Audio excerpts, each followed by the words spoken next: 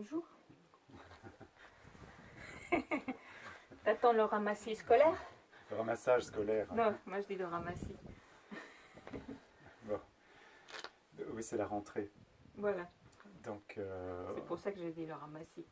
la hutte, la guérite du bus était vide tout l'été. Oui, mais si on fait trop de préambule, ça va être très long. Donc, voilà, moi je voulais qu'on filme ici au sujet de la rentrée. Oui, c'est ça. J'avais fait un lapsus, j'avais dit on tournerait le ramassis scolaire au lieu du ramassage scolaire. Et donc justement, j'ai pensé que la rentrée,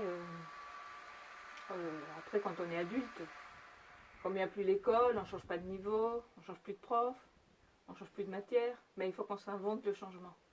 Et donc voilà, mais maintenant en plus il y a la mode de se changer soi-même et de faire plein de choses. Et donc, puisque j'ai réfléchi ce matin, enfin, en voyant surtout les posts sur le réseau, que les gens ont tendance à choisir, pour changer, des choix qu'ils ont déjà faits. Par exemple, ils avaient de nouvelles chaussures, ils s'achètent des chaussures. Puis à ceux qui ont quitté leur boîte, ils s'inscrivent à une formation, en disant il faut forcément passer à l'école pour faire autre chose. Moi, j'ai fait ça l'année dernière. Oui. Tu dis, on repart là où on s'est arrêté. Où on a je me dis, comme chacun veut se réinventer soi-même d'ailleurs, et ça colle à cette période de la rentrée, ils prennent le procédé qu'ils pensent leur a permis de changer ou de passer à une étape différente. Ouais. Tu vois, inconsciemment. Ouais. Si chacun se pose la question, on va peut-être trouver ce qu'on a tendance à mettre en place pour se dire c'est la rentrée, je prends ma résolution, je ne ferai plus de ci, je vais m'inscrire à ça, je vais devenir comme ça, je vais prendre le métier jamais osé. Moi, l'entrée, ça m'a fait penser à la sortie. C'est pas qu'un jeu de mots, hein, c'est nous cherchons à rentrer, à réussir notre rentrée là où nous avons peut-être échoué dans une sortie. Si je l'applique à moi concrètement, hein, j'ai repris des études à la fac, là où je m'étais un peu enterré dans une filière économique en fait, et donc j'ai repris le processus, comme tu dis, universitaire pour tenter une filière qui m'allait mieux, hein, profondément. Oui, ça c'est une possibilité. Mais comme d'habitude, tu es plutôt dans un truc obsessionnel.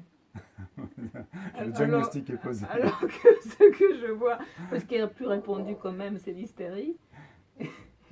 Et les hystériques ont tendance à refaire ce qui leur a fait plaisir. Enfin, j'avais l'exemple, par exemple, d'une de mes patientes qui se trouve embarquée dans un plan social et qui, pour retrouver, enfin en plus c'est proposé par les entreprises, on va lui payer une formation. Quand on fait partir quelqu'un, on lui paye une formation. Et donc il y a une sorte de boulevard comme ça qui s'ouvre en disant ah oui, c'est ça qui va me faire changer. Donc on accepte la formation, on ne se pose aucune question. Mais là on s'inscrit à la formation qui est disponible, à ce qui correspond dans les dates et je sais pas quoi.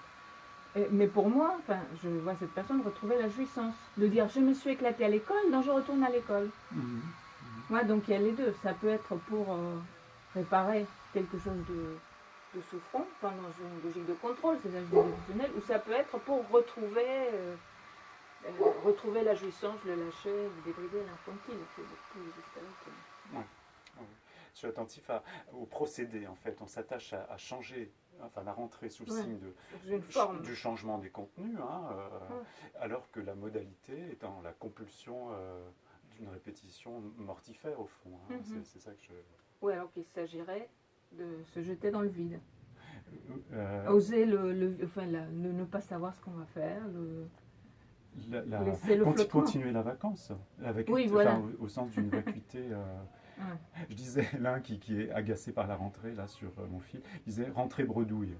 Alors ça évoque la chasse, ça suscite... Mais je ne pense pas qu'il l'écrivait en rapport avec les questions d'écologie. Mais rentrée bredouille, je trouve ça énorme, hein, pouvoir rentrer bredouille. C'est-à-dire vierge, enfin vide de tout... Ah, mais on peut finir là-dessus, parce que je viens de voir un post, mais je mettrai peut-être en commentaire la référence. c'est quelqu'un, enfin un intellectuel qui a dit on s'inquiète du monde, de la nature, mais parce qu'en réalité on s'inquiète de soi et des autres. Et donc peut-être que ce mouvement qui va s'initier avec la démission de Hulot va nous amener à vraiment nous questionner humainement, plutôt que, enfin la planète, bien évidemment ça compte, mais c'est un questionnement humain. Notre nature à nous. Nature humaine.